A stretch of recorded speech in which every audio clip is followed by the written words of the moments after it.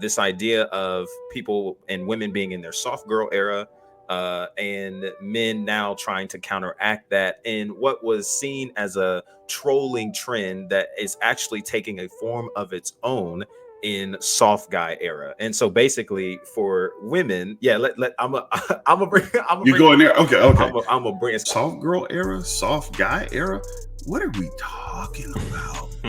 I mean, who came up with these things? I'll be totally honest with you, man. If I was single right now, I'd probably stay that way. And I'm telling you straight up, you're not a prize. Because if you were a prize, now, especially if you're a believer, if you were a prize, hey, I'm looking at the Proverbs 31 woman. Is it true that women want men to carry 100% of the responsibility and they do nothing? Let's talk about that. There's women out there that will walk away from a good man talking about, oh, he wanted to go half on rent. He wanted to go half on tax. Like, you know how fatuous and inane that is to say he wanted to go half? First of all, you are responsible for 100% of your life as an adult. 100% of your problems, 100% of your bills, 100% of your stress. And you mean to tell me you had a man right there like, I'll take half of that from you. And you was like, that ain't good enough. I want you to take it all. I don't want to have no responsibility as an adult. And that is financial abuse, and that is feminine manipulation and abuse. I mean, you've been married for 30 plus years. Okay, you've been in the game. Like, what's this business on half and half notion and perspective and approach that I guess is trending today? First of all, I appreciated a lot of what he said. I didn't agree with all of it. I don't believe that it's, quote, financial abuse. Right. What I think is that there is a lack of communication, though, where conversations that need to be had around what it means for you and I to be together are not being had. Just like in our previous video, right? We're not having the deep enough, sincere enough, and honest enough conversations, Sean, around what it means for two people to be together, to live their lives out together, and say, who do we become, right? Because even in the last video, what did the guy say? We create the table together, right? So the reality is that we have to come together and do this together. What I did like is that he pointed to something that I think is really important. He says, you keep saying you want a good man, but as an adult, when you become an adult without somebody, the majority of what you have to handle is on you. Like, you're 100% responsible for everything that you personally have to handle. All of it falls on you, right? So it is all you. With that being said, he goes on to give them basically the answer. So you're saying that if I come in and have the 100, that's still not good enough, and therefore I'm not a good man. That was my take on what he said. This is problematic in so many different ways, because in so many young women's minds and women now today who have spent so much of their time listening to social media, they believe, no, you're supposed to take 100% responsibility for my financial well-being now. I'm just going to stick with the financial part of this. But then I do want to take it back to where we are as believers, as Christians, as Christ followers, and understand something, that the reality is that all of life is shared. We share in this moment. We share the responsibility. We share. Now, if two people get married, whenever I do premarital counseling, this is something that I say to those two people. Have you decided how your finances are going to look and how you guys are going to navigate your financial future, right? And so one of the things that a lot of people don't really think about, Sean, is that, okay, yeah, what does that look like? You'll get some people who still want to be independent and say, well, I have my own checking account. You have your account. You pay this bill. I pay that bill. I don't think that that's necessarily a good thing. And that's my opinion. Some people, they may say, hey, it works for us. That's cool. For me, I'm thinking, why did you get married? My wife and I have accounts. I don't have an account. She has an account. I got a business account for the business. But guess what? My wife is actually on that account as well. And so she has access to that account as well. There's nothing that comes in and out of that account that she doesn't know what's actually happening in that account. I'm the primary on that account because it's a business account, but my wife is also on that account as a backup. And so the reality of it is that, Sean, I think that it's important for us to ask ourselves, what do we really want out of a relationship? And I'm just going to be honest with you, man. Today, as it is, my youngest daughter gets married next month. It is impossible right now, almost literally impossible to live off of one income. Even for people who make $100,000+ a year, it is almost impossible, man, for you to live off of one income without at least somebody else working part-time in that space to keep up, man, with the way groceries are, the way gas is, all these other kind of things. It is almost impossible to do that, man. And so I think that there needs to be a reality check, to be honest with you, for the women who are wanting to have these relationships.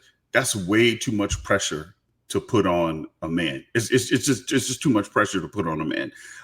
There was a meme. I should have sent it to you so we could have popped it up on here. I still might. But here's the thing. It's a man holding a house with his kids playing in the front yard and his wife standing outside. He's holding the whole house, and this dude is stressed to unbelievable things. That's because it's really, one, it's a picture of really what occurs to us in our minds. We're like, I got to keep this together. It's my responsibility to do that.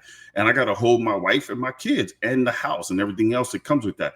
But man, that is a lot of pressure to put on somebody when there's another employable money maker in the house that can ease the burden of what needs to take place in there. So what I was hearing was that, they're like, no, you need to pay 100% of this. I need to get my hair, my nails, all this other kind of good stuff.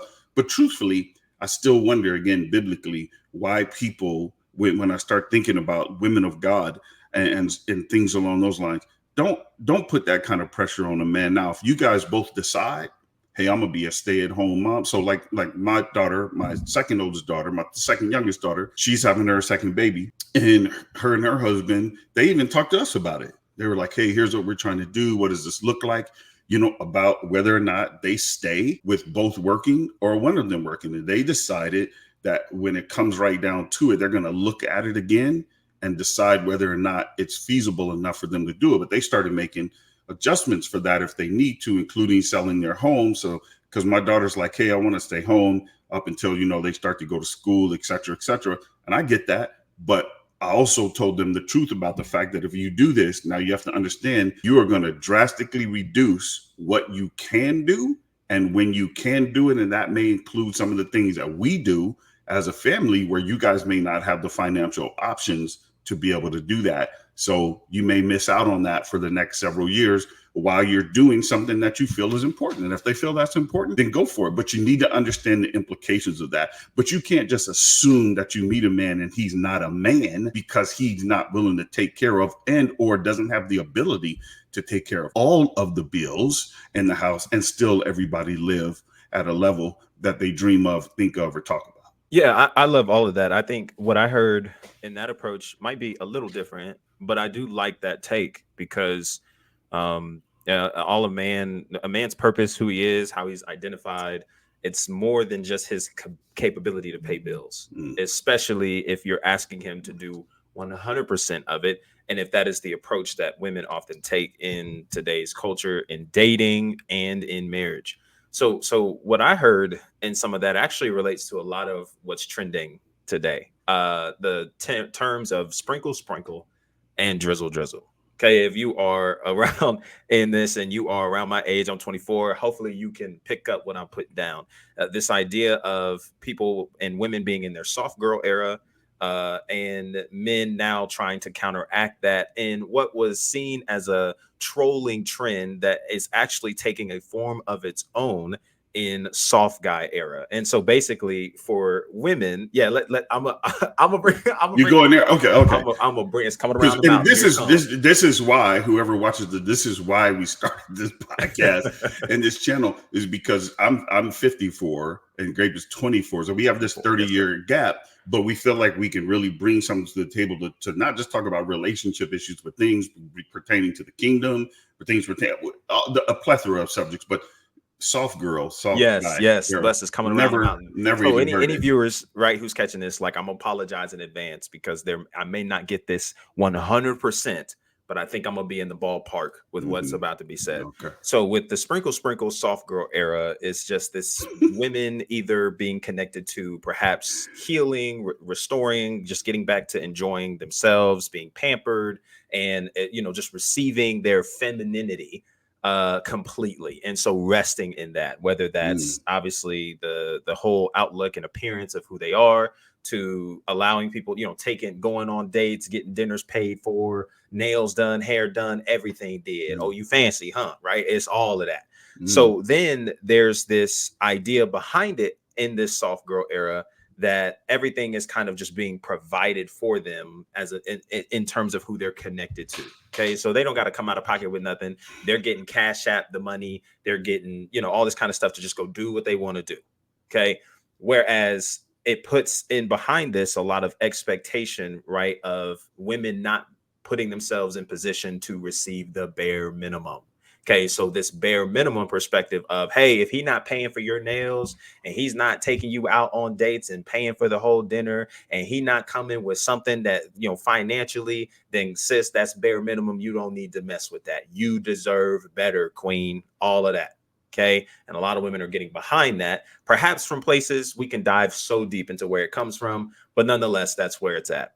Now, the men have, especially two individuals, I'm not necessarily too caught up on their names. I can see their faces. Maybe we'll come back around and revisit this conversation. We'll actually have them on here in terms of reaction videos, and we'll go through a plethora of them. But they have just taken on a form of itself. It actually made news, like actual, I don't know if I should say national news, but just local news channels, so on and so forth, of this idea of men basically exposing the unrealistic expectations of women in the sprinkle space. So you're expecting a guy who you're dating, who you met, who you're getting to know, to all of a sudden come into your life, and the bare minimum is that he pays a bill. The bare minimum is that he sends you money. And if he doesn't send you money to get your nails done, your hair done, anything of that sort, if he doesn't take the hints that you're essentially asking for him to step in and pay for this and pay for that, then not only is that below the bare minimum, but you need to toss him away because he's not worth your time. So they are approaching it, and they're literally getting in front of their camera on social media and saying, hey, if she's not paying for my haircut, man, get rid of her. She's not paying for food. She's not sending me $60 for lunch. She only sending 30. I send it back. I'm blocking her. I don't want to deal with her. She's not paying for dinner. We going to dinner. She's not opening the door. She's not all this other kind of stuff. Now, of course, yes. Now, again, a lot of this is a trolling. A lot of it is a troll. So some of it isn't necessarily to be taken to the literal extreme. However, I've shared with you a few videos of this actually being the case where women have gone on dates and dudes like, oh, you paying? That's your bill. That's you. I'm not going 50-50. That's you, right? All that kind of stuff. And then it's a whole blown up argument about it. And so basically it's just this idea of soft guy era, quote unquote, this exposing the unrealistic expectations of women who are truly behind a sprinkle movement of being pampered and receiving all this stuff and coming in with all these high expectations, especially in a climate economically that we currently in, where some of these expectations are overboard, ridiculous. And obviously, because of the counteraction of the soft guy era, it's exposing that not only it's unrealistic, but that they can't see it, choose not to see it. And it's just been this whole back and forth war, tit for tat, all this other kind of stuff all over social media. That is almost more of what I hear in this response, because this idea of women expecting men to carry 100% of the responsibility, not just, and I don't even know in the context specifically that he's speaking to, but I can literally see my generation seeing this in the formality of dating as well. So if I come and meet you, we meet on an app, we have conversation, we have connection. If I see that this is going somewhere, there automatically seems to be some level of pressure for the guy to then step in and start playing the role of a husband, and you're still trying to figure out if you like him. You're still trying to figure out if this is somebody you want to spend time with. You're still trying to figure out if this is what you want it to be. And so guys are looking at it and say, well, hey, I got to invest all this money into you just for you to get an idea and glimpse to see if you like me, versus, okay, I'm not going to spend X, Y, and Z. This is where all this is going. And so now, because I've made the adjustments of where money is going, how money is being spent, and how we're going to accolate these dates, all of a sudden I'm broke, no good, and I can't, I'm, you know what I'm saying? I'm not a man. And then furthermore, if I don't want to take 100% of the responsibility and I want to go half and half, 50 and 50, 50. Okay, so if I pay for this date, you pay for the next date, or I put down half and you put down half, or I put down half for the traveling trip. You put down half for the traveling trip. Then all of a sudden, his manhood's lowered. He's no longer a man. He's no longer somebody that has the capacity and the bandwidth to support you as the woman you are, the queen you are. And so now he's just thrown away into some degree. And so a lot of that I hear in this as well, with the perspective of just dating, let alone getting to marriage. And so people are just coming into dating spaces, and there's just this pressure due to cultural perspectives that are probably opposite of what he suggests, that they're feeling like, okay, well, if I got to keep her, I got to send her money for the nails, and I got to send her this, and I got to send her that, and I got to pay for the meals, and I got to do this and do that. And so it puts a stress on men, on young men, which is probably why they look at relationships in some kind of way more of a financial loss than an emotional connection, if anything, because they're like, yo, it's just expensive. It's expensive to take you on dates. It's expensive to spend time with you. It's expensive to do these things. And it could be less expensive if we were to come together and, due to financial situations, don't be so stuck up and above yourself if you got to come in and pay for a date or treat me like I want to treat you. And that's somewhat of what I feel may be an approach hearing this. And a lot of men would agree, younger men rather. Yeah, man, don't put all the responsibility on me. I want to come into your life. I just want to agree to take half. All of a sudden, half is no longer good enough. So you're expecting me to take it all, but do you not see the economic climate that we're in and all this kind of stuff? Like, I don't have that bandwidth to do that. And your expectation is unrealistic. And now all of a sudden I'm a bum. Like, that's crazy. And so that's how a lot of this spoils. So I hope this made sense in terms of where. No, I mean, you just totally educated me. Like I said, I'm not really hip on all of the, but again, this is why our age difference is valuable to the listeners, because they can hear my thoughts from this perspective, then they heard your thoughts, which are more accurate probably to this video. However, I think that what I said will also be helpful to those of you who are down the way a little bit and understanding that your marriage isn't going to look like that. I just want you to know your marriage is not about to look like that. This ideal, man, again, for believers, like I'm really struggling with people who are sons and daughters of God, man, that they've taken on this type of mentality, though, Sean, because it lends to the ideal of leaving love and support and seeing the value in the other person, connecting with them. And value isn't necessarily based on money as much as it is on who you are together and what you do together. And so I see this as like incredibly problematic, where, again, you got these titles, man. I'm telling you, these titles drive us to a place that are just genuinely unhealthy. Soft girl era, soft guy era. What are we talking about?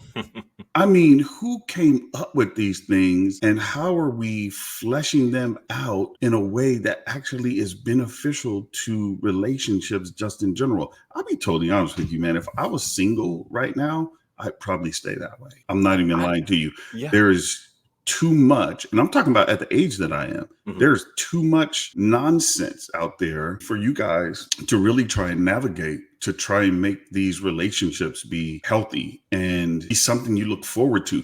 You're starting with a gauge that has nothing to do with who the whole person is. You're looking at them financially only. And so it was interesting. You said that guys are looking at this and saying, I'm taking a financial loss. Wow. That's sad. That's sad and deeply disappointing, man, when I think about the fact that the whole point of getting together is how financially viable is this person? And now you're telling me men are looking the opposite way and saying, how financially viable is she? Once again, back to previous video. We have nothing that we're going to build together. You need to come like the McDonald's drive-thru. Have it your way. I need to pull up to the speaker, speak it in, and you need to get it out to the window with me as fast as possible. No process, no time, no none of that. So we're getting the cheaper version of the better version, that the better version with somebody like yourself, right? Who cooks, you enjoy cooking and doing all this other kind of good stuff or whatever. The people get to see the process. So people who love to cook, they love to see people eat the end result, but they also love the process. We don't have anybody here who's loving the process. Just I want this right. So you never actually get to who you are because everything is built around you is artificial. It's all artificial. You don't even know the person you're connecting with.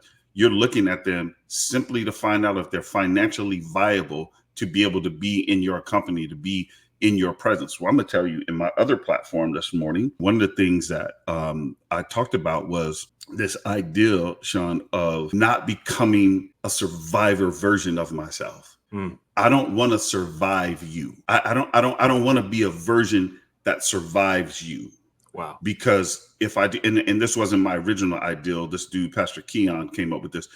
But the reality of it is, if I have to become another version of myself to be with you, then you're not getting the real me in the first place. And the moment I start having to become another version to survive you, the moment I have to start to survive you, I'm frustrated, I'm angry, I'm bitter. I actually don't really like you. And I'm going to be disconnected from you because my whole existence is about surviving you, not connecting with you or not loving you.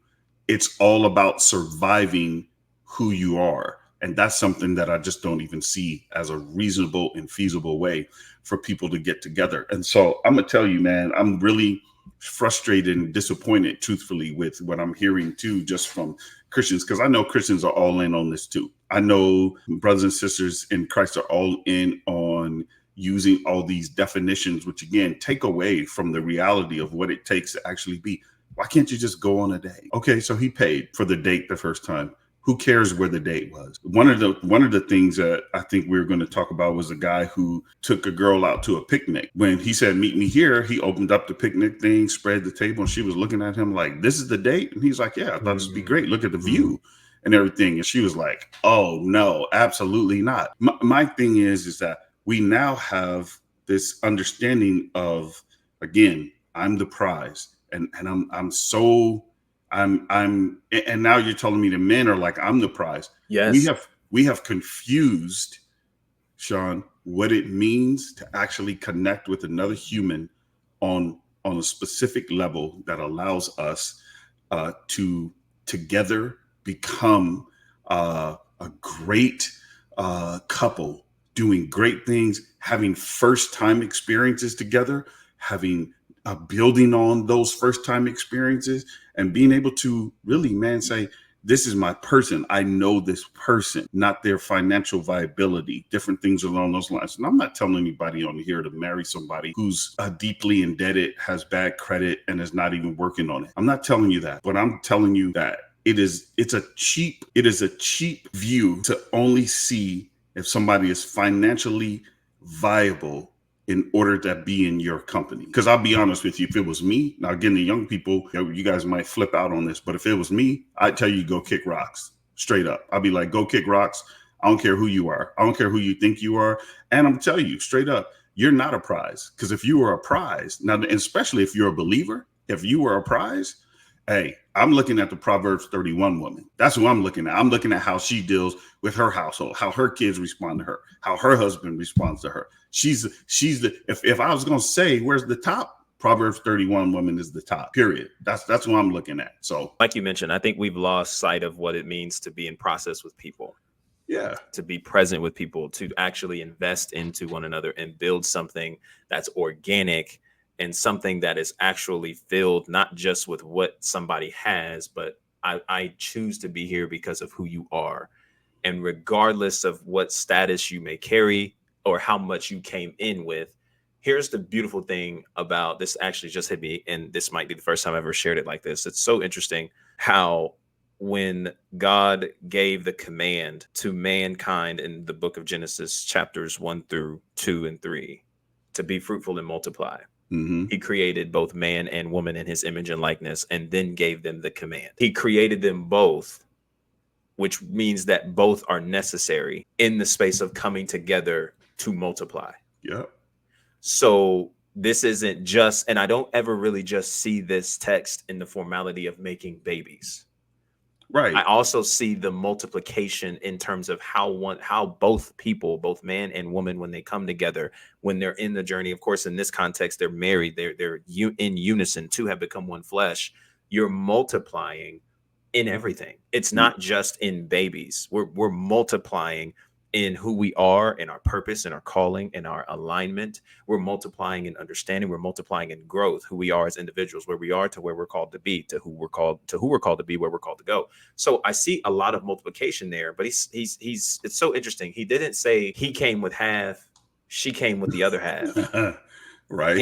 And they just honored their halves that they initially came in with in order for this to work. For that unison to come together, they came together and then they multiplied, which means they both have something invested in them that could multiply one another, each other, serving one another to grow. So even though they came in initially as one thing, when the multiplication comes together, they grow into something greater together.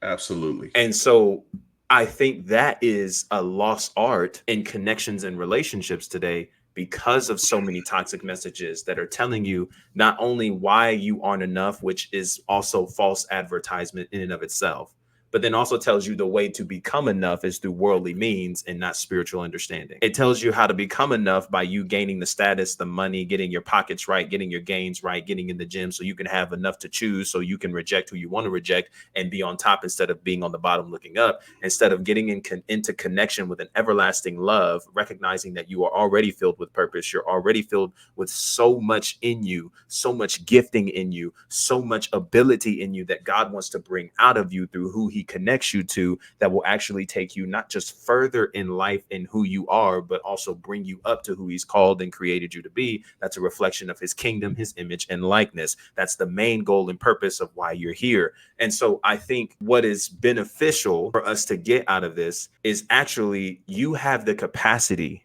if you actually sit down and do the necessary healing work, because a lot of these perspectives come from places where people have felt wronged in some way due to being connected to somebody who they invested into and left them.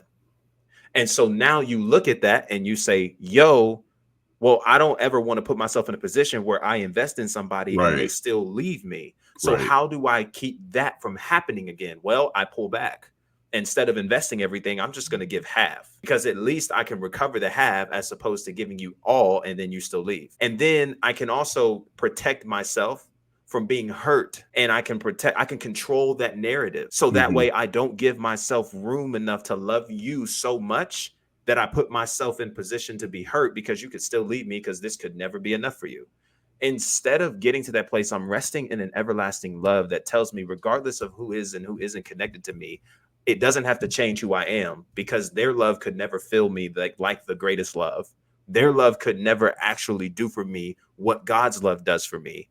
And they are not supposed to ever complete me. They're supposed to complement me. So because of that, I actually have room to invest something into you. And as a response, due to what you have the capacity to receive, you have something to invest into me. And so there's something that can actually be cultivated in due time, in process, with seed, with watering, with growth, with time, and allow things to progress, instead of me feeling like I have to come in with a complete project done and I just need another partner. I just need to find somebody in the classroom who's eligible enough to add their name to my project, who actually looks like they could contribute to something, but they don't need to contribute to anything because I've already done everything there is to do.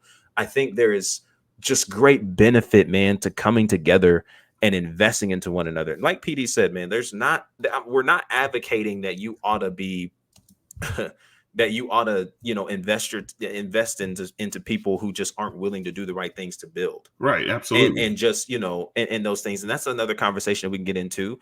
But I think what is beneficial, man, is you find somebody, the mindset. I've shared it like this.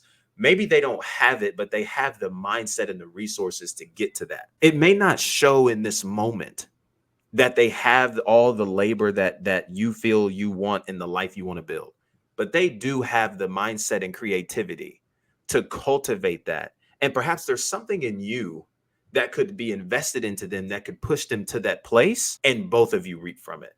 I think there is so much value to that. So, I feel bad for a lot of people in this space who are in this area, because I recognize that it comes from hurt, and not everybody has dealt with trauma. Not everybody has dealt with broken hearts and pains in those areas. Sometimes it's just a trend and you just roll with the trend because you don't know any better.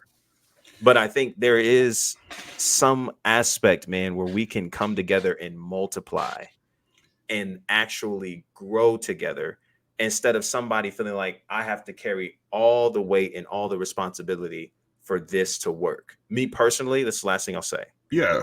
Me personally, man, I have a desire that if my future wife wants to stay home and wants to be with the kids, if I have any, okay, if I ever do, if she wants to stay home and be at home mom and doesn't want to work anymore, she has that freedom and opportunity because of things that I choose to want to cultivate and create, knowing that we will also have that financial side taken care of for you to be able to do that.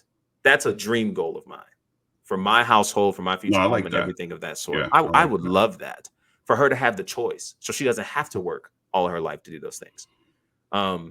And that doesn't make and just because there's a time and process to get there doesn't make me less of a man and less of an individual. We might have to spend some time in some seasons cooking some cheap meals. We might have to spend some time in some seasons not being able to go to every restaurant and every outing that we always had or we always want. We might have some seasons like that. We might have some seasons where the finances aren't the greatest, but we're getting by. Yeah. Like, but that's a part of the process. It's not always going to be like this. I'm not always going to be in this position. There's going to be a time where we're going to elevate. We're going to have more available to us, and that just, to me, what makes it so much sweeter. You still, Sean, have to have somebody who's willing to partner with you. Yes. In the process to get that done, because if someone else is like, no, I need to get my nails done, or I need to get my hair did, it's not happening for you. Because you're going to feel that pressure. Trust me when I tell you, you're going to feel that pressure like, yo, I got a lot of pressure to get this done, and this done. And she's not waiting on any of these things. They're there. So let me say this to you. I love what you appealed to, Genesis 1:28, right? Be fruitful and multiply. And we know it's not just specifically just children. But God gives us be fruitful, multiply, right? You be fruitful, individual, multiply. But I want you to understand something. Even if we just think about that in specific terms, when we think about fruit and different things along those lines, the plant needs the ground in order to do what it does. Soil. They both need each other. Yeah. It's needed, right? And so we have this idea that we just need one person to be the one to get all of this done. And it just doesn't work like that. I love what you said, though, too, where you're like, hey, if my future wife wants to stay home, we want to be set up like that. I also would say this to you. I love that. Like I said, I just walked through with my own daughter. I said this to them. I asked them the question. And I'm asking you the question. Same thing. If you get to a place where that doesn't work, are you willing to change your mind? Because the weight that finances puts on relationships is a heavy one.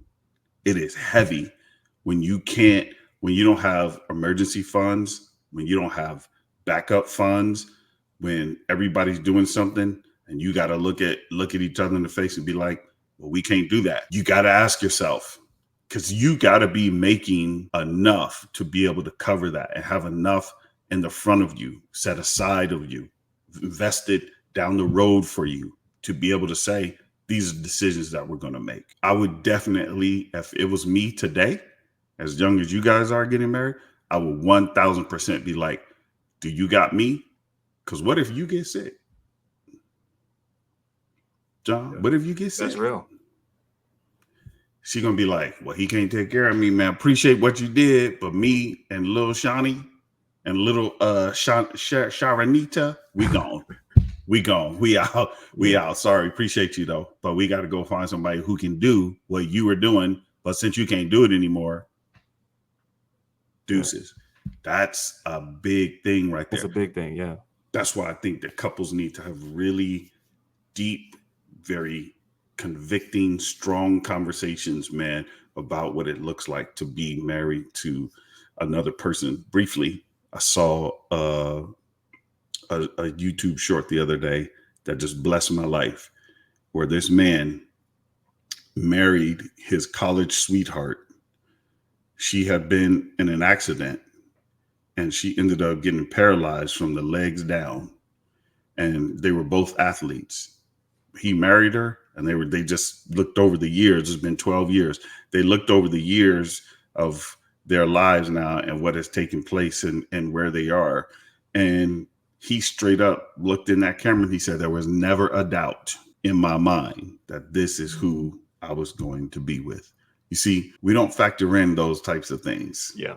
We'd like to, that's why we even want to take out of our vows in sickness and in health. We don't want that. We like, nah, bruh. In financial viability is what y'all have to deal with today. Yeah, contract. Which is just, it's crazy. And I think is crazy. But that's all I had to say on it. Yeah, being in the process of covenant, man, requires that there's something more than the physical, financial that is a part of the process to connecting with this person. If you're actually looking to get into covenant, it's because of who you are, and also making sure that as we're journeying together, that we are aligned in one another's lives, the calling and purpose that God has for us to make room for one another without having to abandon that to create something special together. And I think we just lose that, man. And it's such a sad deal to go through that process. Me being single, man, I enjoy my singleness. I know I talked about marriage and what that would look like in the future. I enjoy my singleness, fam. Like not having to worry about any of this. And more importantly, watch this. This might blow some of y'all's mind. It's not that I don't have to worry about this because I'm not in the dating market, because I've been there. I don't have to worry about some of that just because of the person that I hold myself up to be, because of the person that I choose to be, according to the will and perfect will that is of God in his scripture and in the life that I'm called to live, because I have set the temperature of how I want to move. And because I've done that, it weeds out a lot of that crap that some of you deal with perpetually, because you have been unwilling to engage and process pains in unhealed places that have kept you in cycles of dysfunction that you're afraid to approach and deal with. And if you actually get to a place of sitting down and walking through with that stuff, you actually will put yourself at a level where you'll be better off. And those people, not only will you be able to see from a distance, but won't even actually approach you or get far with you, because you just require too much that they can't handle. And that is a real deal. And some of you are just in places where you're just unwilling to wrestle with stuff. So of course you're going to continue to attract the very thing that you're confused by, because it's a reflection of where you're at. So perhaps what would do you so much more better, instead of going from relationship to relationship and, well, if he don't do it, I'll find somebody who will. Perhaps what you're asking them to do is coming from an unhealthy place, an unhealthy expectation, unhealthy environments, and things that have been invested into you from people who were also hurt along your way. And perhaps you might need to sit back and deal with that to actually get to a place of saying, I would rather create a relationship, a transformational relationship with somebody that I think has the capacity to build with. I have the capacity to build with, instead of expecting them to have everything together and take all the responsibility. So that way I do nothing, they do it all, and I just get to live an easy breezy kind of life. I just think that you would benefit more from spaces like that. And I think that all starts with getting connected in these 5 areas: your mental, emotional, spiritual, physical, financial, like all these things as an individual. Be willing to put work and effort towards that, because it's impossible for you to not grow if you aren't putting effort, if you are putting effort into those spaces. It's impossible. And I think you just separate yourself. The bar is so low and everybody's wondering why they're still single. Well, I think if you let go of the drizzle, sprinkle, sprinkle, I think you'll be just fine. But because you want to hold on to that, that's what's probably keeping you single. I guarantee it, because it's just coming from unhealthy places and unhealed perspectives. And I just wish, I think for brothers and sisters in Christ, being Christ-centered, we got to get back to him. We have to get back to his standard. We have to get back to what the scriptures say about what it means to love, what it means to be in process, what it means to cultivate who you are, and knowing that this person is never designed to complete you, but to complement you. And when you recognize the value that God has intrinsically placed in your life, you're no longer going to be doing these things as a means of validation, but you'll be willing to love and connect with people, be present with people where they are, and process with people without needing them to be a certain way for you to be okay, and for you to be willing to continue moving forward with them, not because of what they have, but because of who they are and in alignment with who you're called to be. And they have the capacity to support you for who you're becoming, you likewise for them. And that will change the game. Yes, it will take longer to connect with that person. And yes, you will have a lot less options to choose from. But I would rather have one person. I would rather have one person and very few people that I can choose from, as opposed to having thousands that would never be the starting lineup. I would rather deal with that. Have empty inboxes, nobody, dry phones and all, and be rejected by many for that one right yes, than to have so many people lined up in my back pocket who will never see the floor, who will never get minutes, and who will never, ever be somebody that I would actually consider to journey with in this life, and instead just treat them like they're just another a hoe in the back pocket. Like I would just rather it that way. It's life is just so much more easier, better, peaceful, and it just makes more sense. And unfortunately, too many people carry these perspectives that everybody's got to have it all together, and that's why the market is where it is. But the economy's growing, no doubt about it. Economy's growing day by day. But connections and covenant and all that, it's dwindling because of unfortunate perspectives like we discussed today. Well, we appreciate y'all. We just talked about quite a bit in this pod, man. Definitely leave your comments below. What are your thoughts on 100% responsibility for a man, woman, 50-50, the trends of sprinkle, sprinkle, drizzle, drizzle? What's your thoughts on everything that we kind of sort of touched and unpacked today? Definitely leave a comment below. Like this video, share with a friend, subscribe if you're new, as we are on a journey to, of course, continuing bringing Christ to culture, talking about clips, things that are going viral, taking a moment, and we're talking about it here on this podcast. From Coach D and your boy, Coach Sean, we appreciate you guys so much. And until our next episode, be easy. Peace.